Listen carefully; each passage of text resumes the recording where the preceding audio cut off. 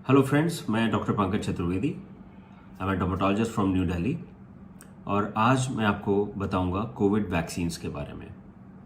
और इस वीडियो के बाद आपके मन में कोविड वैक्सीन्स को लेके कोई भी डाउट नहीं रहेगा। दोस्तों, इस पैंडमिक में हमारी जान सिर्फ दो चीज़ों ने बचाई है। पहला, टाइमली ट्रीटमेंट और दूसरा वैक्सीन्स। टाइमली ट्रीटमेंट की क्या इंपॉर्टेंस है ये मैंने आपको अपने पहले वीडियो में बताया था। आज मैं आपको बताऊंगा वैक्सीन्स की क्या इंपॉर्टेंस थी। जो वैक्सीनेटेड थे और जिनको इन्फेक्शंस हुए कोविड के, उनको सीरियस डिजीज़ नहीं हुए। इन्फेक्शन टच करके चला गया, उनको हॉस्पिटलाइज होने की ज़रूरत नहीं पड़ी, उनको ऑक्सीजन पे जाने की ज़रूरत नहीं पड़ी और शायद ही कोई आईसीयू में पहुंचा हो। तो ये बात पक्की है कि वैक्सीन से प्रोटेक्शन मिलता है। तो आपको वैक्सीन लगवानी चाहिए कि नहीं लगवानी चाहिए, ये सवाल ही नहीं उठता। You have to get vaccinated. अब सवाल आता है कि कौन सी vaccine. Every day I get messages and questions in my inbox कि डॉक्टर कौन सी वैक्सीन लगवानी चाहिए, बेटर कौन सी है। ऑफ कोर्स ये बड़ा कॉमन सा क्वेश्चन है कि भाई वैक्सीन लगवानी है तो जो सबसे अच्छी हो वही लगवानी चाहिए। You are right, but there is a saying, beggars are not choosers. अभी हम बेगर्स हैं। क्यों है? क्योंकि अभी हम चूज़ करने की कंडीशन में नहीं है। वैक्सीन्स की शॉर्टेज है। देश जिस दौर से गुजर रहा है, इसमें हज़ारों लोग हर रोज़ अपनी जान गंवा रहे हैं कोविड से। तो अभी जो हमारी प्रायोरिटी है वो है सबको सुरक्षित करना। एटलीस्ट जान बचनी चाहिए। हाँ, वैक्सीन की एफिकेसी में 19-20 का फ़र्क हो सकता है, सेफ्टी में 19-20 का फ़र्क हो सकता है, लेकिन वेट करना वर्थ नहीं है। आप सोचे कि नहीं, जब जॉनसन एंड जॉनसन की वैक्सीन आ जाएगी तब मैं लगवाऊंगा, या स्पुतनिक आ जाएगी, वो बड़ी अच्छी, उसके सेफ्टी प्रोफाइल बहुत अच्छा है, इफेक्टिव बहुत ज़्यादा है, तो मैं वो लगवाऊंगा। मैं फाइज़र की लगवाऊंगा because that was the first vaccine to get approval, American है। This is a wrong approach. आप वेट करते रह जाएंगे। जैसे कोविड फैला, आपने देखा, इसने चांस नहीं दिया लोगों को सोचने का। तो आपको सोचना नहीं कि आप ब्रांडेड वैक्सीन लगवाएंगे और XYZ वैक्सीन लगवाएंगे। अभी आप चूज़ करने की कंडीशन में नहीं हैं। तो अभी आपको जो भी वैक्सीन मिलती है वो आप लगवाएं, so that you can stay safe. At least जान बचे आपकी। और जान, ये वैक्सीन जो अभी दोनों कोवैक्सीन और कोविशील्ड लगी है, they have saved lives. I am a doctor, I am vaccinated, I got Covishield. मेरे बहुत सारे कलीग्स हैं जिन्होंने कोवैक्सीन, कोविशील्ड वैक्सीन लगवाई और मैं उनको जानता हूँ। कई लोग इन्फेक्टेड हुए बट किसी को भी मेजर सिम्टम्स नहीं आए। सो गेट वैक्सीनेटेड। अब दूसरा सवाल उठता है कि क्या ऐसा भी है कि कुछ लोग वैक्सीन नहीं लगवा सकते, या आपको डिजीज़ है, आपको हार्ट इशू है, डायबिटीज़ है, तो वैक्सीन लगवा सकते हैं कि नहीं लगवा सकते। तो मैं अब कुछ सिनेरियो डिस्कस करूंगा, आपको बताऊंगा कि आप वैक्सीन लगवा सकते हैं या नहीं लगवा सकते। मोटे तौर पे अगर देखें तो वैक्सीन के तीन कॉन्ट्राइंडिकेशंस हैं। पहला, जो सबसे मेजर कॉन्ट्राइंडिकेशन, मतलब कौन लोग वैक्सीन नहीं लगवा सकते। नंबर 1, अगर आपको एनाफाइलैक्सिस की हिस्ट्री है। एनाफाइलैक्सिस क्या है?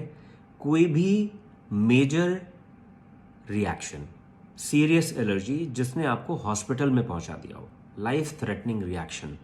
तो अगर आपको कोई भी लाइफ में किसी भी ड्रग को लेके या किसी भी खाने चीज़ को लेके या किसी इंजेक्शन या वैक्सीन को लेके लाइफ थ्रेटनिंग रिएक्शन हुआ है, एनाफाइलैक्सिस, तो आप वैक्सीन के लिए कैंडिडेट नहीं है, क्योंकि ये अपने आप में एक लाइफ थ्रेटनिंग कंडीशन है।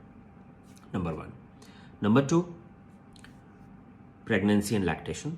अगर आप प्रेग्नेंट हैं या एक नर्सिंग मदर हैं तो आप वैक्सीन नहीं लगवा सकते। हालांकि ये गवर्नमेंट ऑफ इंडिया का रूल है। बाहर बहुत सारे कंट्रीज़ में प्रेगनेंसी और लैक्टेशन में वैक्सीनेशन शुरू हो चुका है।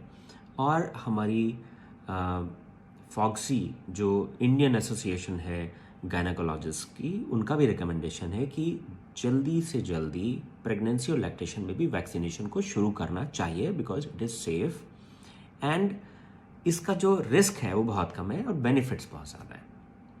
बट एज ऑफ नाउ अभी गवर्नमेंट ऑफ इंडिया ने इसको हरी झंडी नहीं दी है। So if you are pregnant और if you are lactating, vaccine is a no for you. और तीसरा, if you are below 18 years of age, अगर आपकी एज 18 से कम है तो भी आपको वैक्सीन नहीं लगवानी है। पूरे वर्ल्ड में भी ट्रायल्स चल रहे हैं कि बच्चों में वैक्सीन कितनी सेफ है, और जब ये डेटा आ जाएगा then kids will be vaccinated. कुछ स्पेशल कंडीशंस आपके साथ अगर एसोसिएटेड हैं तो आप वैक्सीन ले सकते कि नहीं ले सकते, राइट। अगर आपको कैंसर है, अभी डिटेक्ट हुआ है, या उसका ट्रीटमेंट ले रहे हैं, या आप कैंसर सर्वाइवर हैं, आप वैक्सीन ले सकते हैं। आपको हार्ट के इश्यूज़ हैं, आप ब्लड थिनर्स पे हैं, आपको स्टेंट्स पड़े हुए हैं, आपका बीपी ज़्यादा रहता है, हाइपरटेंशन है, still you can take vaccines. आपको डायबिटीज़ है, थायराइड है, आर्थराइटिस है, आपको एस्थमा है, आपको सोरियासिस है, आपको एटॉपिक डर्मेटाइटिस है, आपको एटिकेरिया है, माइनर एलर्जीज़ हैं, स्नीजिंग प्रॉब्लम है, डस्ट एलर्जीज़ हैं, आप वैक्सीन ले सकते हैं। अगर आपको कोई दवा खाने के बाद माइनर सी रिएक्शन होती है, you can take the vaccine. Only a major reaction which is life threatening is a contraindication. हल्की फुल्की एलर्जीज़ कॉन्ट्राइंडिकेशन नहीं है। आप वैक्सीनेटर को, जब भी आप वैक्सीन लगवाने जाएंगे, वैक्सीनेटर को बताएंगे कि सर मुझे ये एक माइनर सी एलर्जी रहती है, मुझे साइनस की प्रॉब्लम है, मुझे अस्थमा है, इंफॉर्मेशन देंगे, most probably he will vaccinate you. अगर आप HIV पॉजिटिव हैं, you can go for vaccines. अगर आप इम्यूनोसप्रेसिव मेडिसिन में हैं, ऐसी मेडिसिन जैसे कई बीमारियां जिनमें हैवी डोज ऑफ स्टेरॉइड्स चलते हैं, कई ऐसी बीमारियां हैं जिसमें मीथोट्रैक्सेट या बहुत ही स्ट्रॉन्ग इम्यूनिटी सप्रेस करने वाले ड्रग्स चलते हैं, then also you can take vaccines.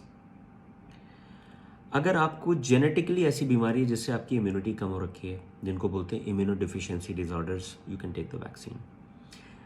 लेकिन ये तीनों कंडीशंस, अगर आपके इम्यूनो सप्रेसिव मेडिसिन चल रहे हैं, अगर आप HIV पॉजिटिव हैं, या आपको जेनेटिक डिजीज़ है जिसमें आपकी इम्यूनिटी कम हो रखी है, इम्यूनो डिफिशियंसी डिसऑर्डर्स हैं, तो वैक्सीन का इफेक्ट थोड़ा सा आपको कम आएगा। You may require additional boosters as per the physician's recommendation, as per the government's protocol, but you have to take vaccines. Clear? अब बात करते हैं कोविड के बारे में। अगर आप अभी कोविड पॉजिटिव हुए हैं तो आप अपने रिकवर होने का वेट करेंगे, जिसमें रफली 2 to 3 वीक्स का समय लगता है। रिकवरी के 4 to 6 वीक्स के बाद आप वैक्सीन लगवा सकते हैं। अगर आपने फर्स्ट डोज ली और उसके बाद आप कोविड पॉजिटिव हो गए, then also you will wait for the recovery, और उसके 4 to 6 वीक्स के बाद आप वैक्सीन लगवा सकते हैं। अगर आप किसी भी बीमारी के लिए हॉस्पिटल में एडमिटेड हैं तो आपको 6 to 8 वीक्स वेट करना पड़ेगा, और उसके बाद आप वैक्सीन लगवा सकते हैं। अगर आपको कोविड नहीं है बट आपको फीवर है, तो आप फीवर के सेटल होने का वेट करेंगे, एंड आफ्टर अ वीक और 2 you will take the vaccine. तो बुखार आने के 1 या 2 हफ्ते के बाद आप वैक्सीन ले सकते हैं, बशर्ते कि वो कोविड इन्फेक्शन ना रहा हो। अब आते हैं वैक्सीन लेने के बाद डूज एंड डोंट्स।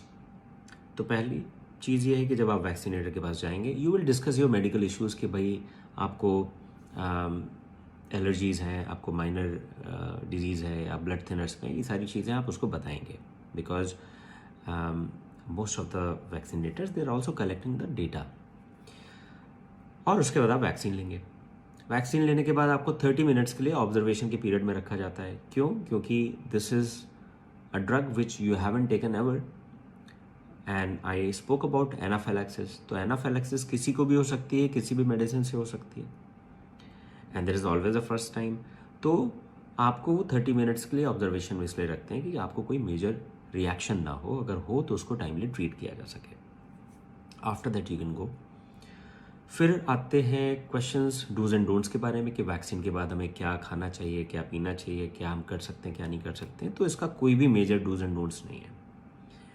बहुत सारे मिथ्स फैले हुए हैं कि after the vaccination you can not drink alcohol. बिल्कुल गलत है। There is no connection of alcohol and vaccine.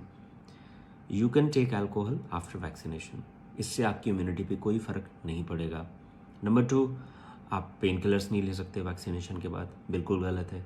अगर आपको पेन है, अगर आपको फीवर है, you can take paracetamol, you can take pain killers. अब क्वेश्चन आता है कि अगर हमारे पास सारे वैक्सीन्स अवेलेबल होते तो हमें कौन सी वैक्सीन चूज़ करनी चाहिए थी? ये बहुत ही ट्रिकी क्वेश्चन है, इसका आंसर भी इतना स्ट्रेट फॉरवर्ड नहीं है। इसके लिए मैं कई चीज़ों को समझना पड़ेगा। पहला ये कि जब भी हम किसी वैक्सीन के बारे में एक डिसीजन लेते हैं तो उसकी सेफ्टी और एफिकेसी दोनों चीज़ों का ध्यान रखना होता है, कितनी सेफ है और कितनी इफेक्टिव है। तो अभी तक जितनी भी वैक्सीन्स हैं, more or less they have been found to be very safe, बहुत ही सेफ हैं, और एफिकेसी वाइज भी दे आर क्वाइट इफेक्टिव। जितनी भी वैक्सीन्स को अप्रूवल मिल रहा है, अगर वो 50% से ज़्यादा आपको प्रोटेक्शन दे रहे हैं, दे आर गेटिंग अप्रूवल। अब सवाल आता है कि सबसे ज़्यादा इफेक्टिव कौन है? फाइजर, स्पुतनिक एंड मॉडर्ना, ये 3 वैक्सीन्स ये सबसे ज़्यादा प्रोटेक्शन देते हैं, 91 to 94%. 91.4% Pfizer, similar protection by Sputnik, and 94% by Moderna. Moderna और Pfizer, they are mRNA vaccines. एक नया तरीका है. These are the first vaccines of their own kind. ऐसी पहले vaccines इस टेक्नोलॉजी पे पहले कभी बनी नहीं. Sputnik is a viral vector vaccine. और इसके बाद कोवैक्सिन और कोविशील्ड, इनकी सिमिलर एफिकेसी है, विच इज़ रफली 80%. सो दे आर ऑल्सो इफेक्टिव. अब आते हैं सेफ्टी के बारे में. सेफ्टी के बारे में अगर देखा जाए तो सबसे सेफ जो वैक्सीन होती हैं वो किल्ड वायरस बेस्ड वैक्सीन होती हैं. So technically Covaxin is the safest vaccine, but जितने भी ट्रायल्स हुए हैं उनमें देखा गया कि मोर और लेस वैक्सीन्स सारे ही सेफ हैं. सिर्फ एक कोविशील्ड वैक्सीन के साथ एक रेयर कॉम्प्लिकेशन देखा गया, वो था क्लॉटिंग का. ऐसा देखा गया कि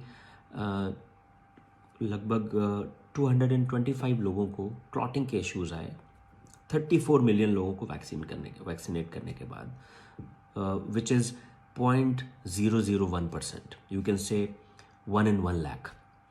लेकिन ये देखा गया कि ये जो क्लॉटिंग का रिस्क है ये यंग लोगों में और ज़्यादा हो जाता है. सो जो 40+ थे उनको जो रिस्क था दैट वाज 1 in 1 lakh.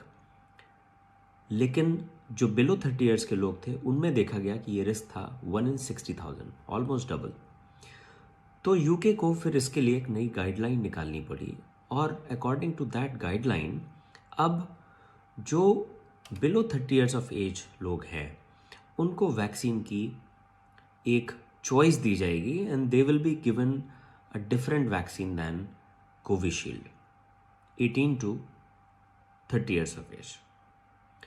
जो 30 to 40 हैं उनको ऑप्शन दिया जाएगा that if they want they can take another vaccine other than Covishield, और 40+ they will be given Covishield, and because they are having more risk and chances of getting COVID complications are also high in that age group. तो इसमें भी अगर हम इन guidelines को देखें तो सबसे पहली प्रायोरिटी रही है 40+ लोगों को प्रोटेक्शन देना, because that's the most important thing to ensure that your life will be saved. आपकी जान बचेगी, ये सबसे पहली प्रायोरिटी है, and that is the reason those 40+ people have been they will be given Covishield because that is readily available. But people who are between 30 to 40 उनको एक option दिया जाएगा कि हाँ, अगर आप कोविशील्ड नहीं लगवाना चाहते because of this minor risk associated, you can choose another vaccine, और 30 ईयर से कम के लोगों को दूसरी वैक्सीन दी जाएगी, कोविशील्ड नहीं दी जाएगी. So this is the latest development. In fact 7th of May का रिकमेंडेशन है NHS यूके का. अब अगर इंडिया में भी ये वैक्सीन्स सारी अवेलेबल होती, इनकी कमी नहीं होती, ऐसा कोई सिनेरियो नहीं होता कि आप हमारे पास वैक्सीन का ऑप्शन नहीं है, आपको कोवैक्सीन मिल रही तो आपको कोवैक्सीन ही लगवानी है, या कोविशील्ड मिल रही तो वही लगवानी है. अगर आपके पास चॉइस होती तो कुछ चीज़ें हैं जो फॉलो की जाती. जैसे प्रेगनेंसी में कोविशील्ड नहीं दी जाती. क्यों?